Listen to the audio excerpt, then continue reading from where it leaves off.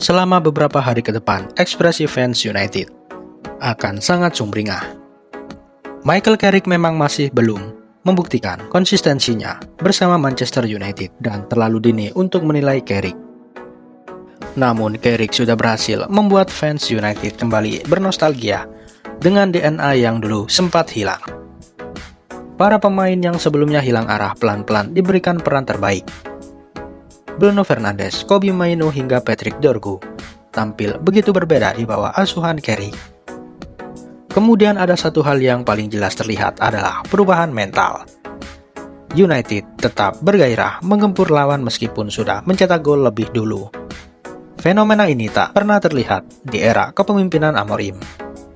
Kini kita akan membahas sederet perubahan instan yang terlihat di laga pertama Michael Carrick bersama Manchester United. Mari kita bahas selengkapnya.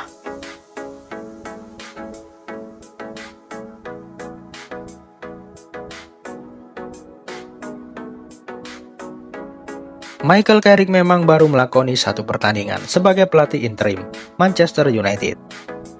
Di laga debutnya, Carrick langsung mempersembahkan 3 poin, dan poin kemenangan itu tidak diraih atas lawan yang mudah, tapi didapat dari derby Manchester.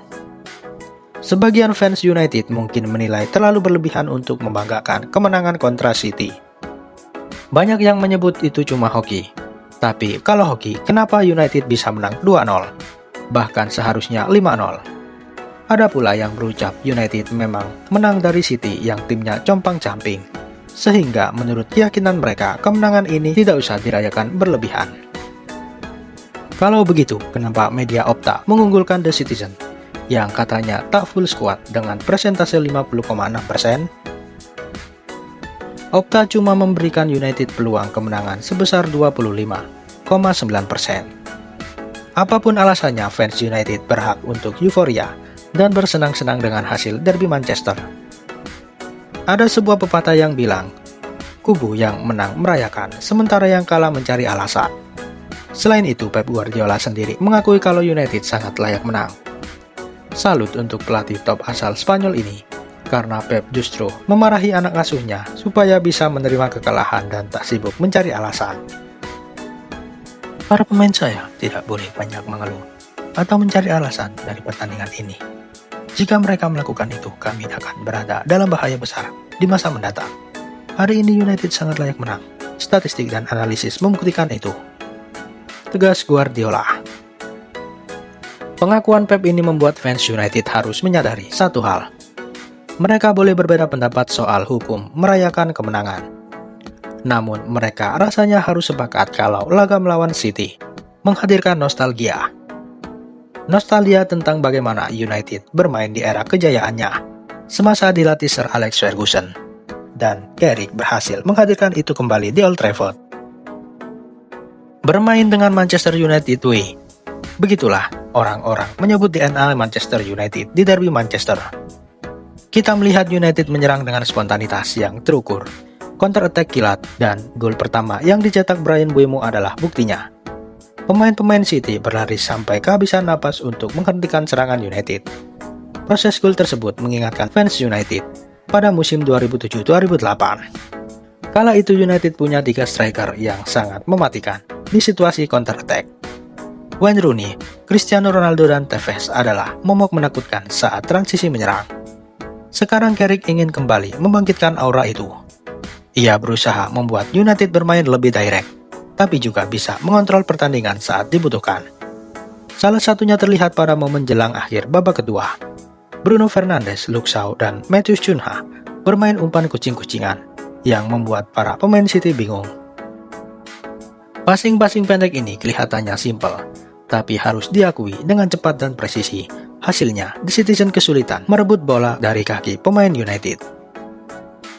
United di tangan Carrick ingin menyerang dengan tujuan yang jelas. Amad Diallo yang menguasai bola berusaha menarik pemain City sebelum memberi umpan progresif ke Cunha. Cunha langsung menyerang di sisi kiri pertahanan tim tamu, sebelum melepas asis ke titik buta di kotak penalti yang tidak disadari oleh bek The Citizen. Di era Ruben Amorim, situasi seperti ini mungkin cuma akan menjadi peluang yang sia-sia, karena bola akan jatuh ke kaki Diogo Dalot Lalu serangan Manchester United gagal. Jika melihat komposisi tersebut, mereka memang lebih cocok bermain dengan direct dan cepat. United punya banyak pemain gesit seperti Mbeumo, Ahmad, Cunha, dan Dorgu. Wajar rasanya kalau Carrick bakal memaksimalkan kekuatan itu untuk membawa United lebih konsisten. Michael Carrick juga berhasil melakukan satu hal yang mungkin luput dari perhatian fans, yaitu mengembalikan performa para pemain yang sempat meredup di era Amorim. Mulai dari sosok Patrick Dorgu yang sering menjadi bahan hujatan sejak didatangkan dari Lecce. Dorgu sudah mendapat ekspektasi berat. Ia diharapkan langsung nyetel dengan skema Amorim sebagai winger. Namun Dorgu kesulitan karena ia harus menjadi kreator serangan di sepertiga pertahanan lawan. Pemain asal Denmark ini kurang tenang dan tidak lihai bermain umpan pendek 1-2 dengan cepat. Sementara di skema Carrick, Dorgu lebih digunakan sebagai winger kiri klasik. Tugasnya adalah menerobos sisi kiri serangan United, lalu memberikan umpan ke kotak penalti. Carrick seolah ingin membuat Dorgu bermain seperti Gareth Bale saat masih membela Tottenham. Bale bek sayap yang akhirnya digeser menjadi sayap kiri. Kini Dorgu sudah mengemas kontribusi 4 gol dan assist dalam 5 laga Premier League terakhirnya. Pemain yang sering jadi bahan olokan ini bisa menjadi sosok yang berperan vital di penyerangan Manchester United. Nama berikutnya adalah Kobbie Mainoo yang tampil brilian. Jebolan Carrington ini seolah ingin membuktikan kalau Amorim sudah membuat blunder fatal. Mainoo benar-benar menjadi konduktor serangan Manchester United. Dalam formasi 4-2-1-3, Carrick memposisikan Mainoo sebagai salah satu double pivot bersama Casemiro. Peran Mainoo adalah menghubungkan progresi bola dari lini belakang ke lini serang. Ketenangan gelandang 20 tahun ini membuat Manchester City kesulitan melakukan pressing. Kita juga harus mengapresiasi kinerja Mbeumo dan Diallo. Dua pemain ini awalnya diprediksi tak akan bisa tampil bareng di starting line-up. Namun Carrick menunjukkan kalau racikan taktiknya bisa memfasilitasi duet Mbeumo dan Ahmad. Dua pemain ini tak bisa dipungkiri adalah nyawa serangan dari United. Kecepatan Mbeumo dan kreativitas Ahmad jadi kunci untuk mengobrak-abrik pertahanan lawan.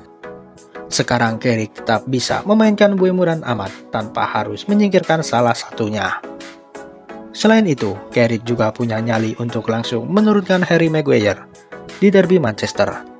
Padahal bek 32 tahun ini sudah absen selama 10 pertandingan beruntun setelah cedera. Namun, kepercayaan Carrick langsung dibayar tuntas oleh Maguire.